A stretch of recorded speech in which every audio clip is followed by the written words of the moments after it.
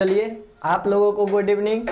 आप लोगों को हमने अगले क्लास में जो है क्लासिफिकेशन ऑफ वर्ड में ही जो बताए थे अकॉर्डिंग टू फंक्शन के आधार पर दो प्रकार का होता है। फंक्शन के आधार पर बता दिए थे कि दो प्रकार का होता है, एक्टिव वर्ड और non active word.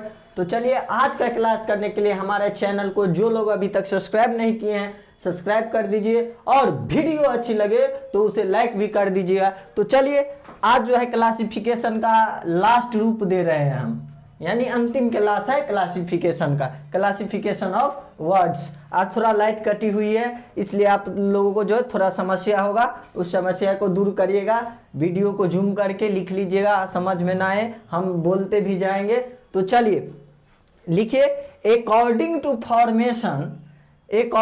Formation there are also two types of words, यानी फॉर्मेशन के आधार पर भी शब्द का जो है दो प्रकार होता है। तो कौन कौन होता है? तो देखिए नंबर एक में फॉर्म क्लासेज, दो में स्ट्रक्चर वर्ड। तो चलिए नंबर एक में अब जो है फॉर्म क्लासेज दे करके उसका परिभाषा लिखिए और आप लोगों को जो है हम अच्छे से समझाने का प्रयास करेंगे।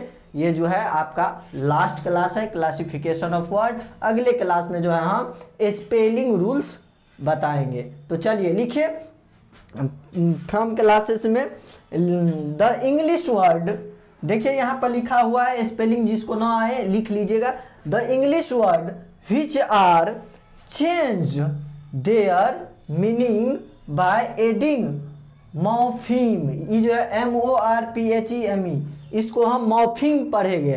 कहे कि यहाँ पर जो है आर साइलेंट रहता है, साइलेंट वर्ड जो पढ़ाएंगे हम कि कहाँ साइलेंट रहता है तो उसमें बताएंगे, वो भी बताएंगे। थोड़ा दिन में आप लोग थोड़ा दिन वेट कीजिए, इसके बाद जो है स्पेलिंग रूल के बाद वही स्टार्ट करेंगे।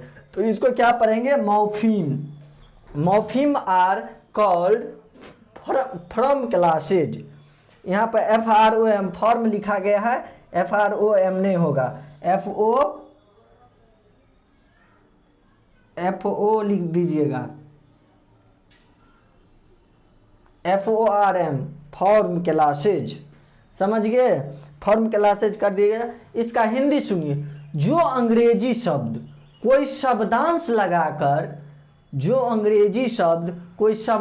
लगाकर अपना अर्थ बदल ले, यानी जो कोई अंग्रेजी शब्द अपना शब्दांश लगाकर अपना अर्थ बदल ले उसे ही हम फॉर्म क्लासेज कहते हैं। यानी कोई भी अंग्रेजी वर्ड है वह शब्दांश लगाकर, आप बोलिएगा शब्दांश किसको बोलते हैं? तो शब्दांश का मतलब होता है उपसर्ग प्रत्यय, आप लोग पढ़े होंगे। तो वो लगाकर अगर अपना अर्थ बदल ले तो उसी को हम फॉर्म क्लासेज कहते हैं। फिर से सुन लीजिए इसका हिंदी, कोई अंग्रेजी शब्द शब्दांश लगाकर अपना अर्थ बदल ले उसे ही हम क्या कहते हैं? Form classes. समझ गए? देखिए आप बोलिएगा फॉर्म क्लासेस में कौन कौन रहेगा? तो देखिए हम ट्रिक दिए हुए हैं यहाँ पे, NAVA नाभा, इसका मतलब हुआ नॉन, A से एडजेक्टिव, V से वर्ब, A से एडवर्ब, यानी non adjective verb adverb, Nabha का फुल फॉर्म ये हुआ। ये सब आ जाएगा लगा रहे वर्ड रहे तो समझ जाना कि ये फॉर्म क्लासेज है। यहाँ पर भी देखिए एग्जाम्पल में लिखे बॉय से बॉयज बन गया। ऑनेस्ट मतलब ईमानदार होता है। वो जो है क्या किया, शब्दांश लगाकर, यानी दिस जो है ये शब्दांश हुआ ना, लगाकर अपना अर्थ बदल लिया। दिस ऑनेस्ट माने हुआ, दिस ऑनेस्ट माने बेईमान, अर्थ बदल लिया। तो इसी प्रकार से ये हुआ ETC, और भी हो सकता है इससे। तो चलिए अब जो है दूसरा में दीजिए structure word, STRUCTURE, structure WORD word. तो चलिए इसका भी हम परिभाषा जान ले। तो लिखिए the English word which are independent, मतलब निर्भर होता है, independent of morpheme are called structure word. The English word which are independent of morpheme are called structure word. यही हुआ, उतार लीजिएगा आप लोग जूम करके। इसका शब्द हुआ, इसका जो हुआ हिंदी में जो इसका परिभाषा होगा, जो अंग्रेजी शब्द शब्दांश से स्वतंत्र हो, जो अंग्रेजी शब्द शब्दांश से स्वतंत्र हो अर्थात उपसर्ग प्रत्यय से स्वतंत्र हो, उसे ही हम स्ट्रक्चर वर्ड कहते हैं। देखिए, जो अंग्रेजी शब्द शब्दांश से स्वतंत्र हो या अर्थात उपसर्ग प्रत्यय से स्वतंत्र हो, उपसर्ग प्रत्यय नहीं लगा रहे, उसे ही हम स्ट्रक्चर वर्ड कहते हैं। ठीक इसका अपोजिट, उसमें क्या था, शब्दांश लगा रहेगा फ्रॉम क्लासेज में, फॉर्म क्लासेज में, जबकि स्ट्रक्चर वर्ड में शब्दांश नहीं लगा रहेगा।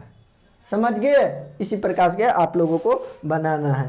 तो देखिए, इसका भी हम दिए हैं DIPA, डीपा, क्यू मतलब हुआ डी से डिटर्मिनर्स, इंटेंसिफायर्स, ए से हुआ ऑक्सिलियरी वर्ब्स, क्यू से क्वेश्चन वर्ड्स। यहाँ पर देखिए पिक, PIC पिक जो लेते हैं फोटो, उसका भी देखिए full form, preposition, interjection, conjunction. याद रखने के लिए पिक, डीपा, क्यू आप लोगों के लिए ये बनाए हैं। तो ये सब वर्ड आ जाए तो समझ जाएगा वो जो है क्या है, स्ट्रक्चर वर्ड।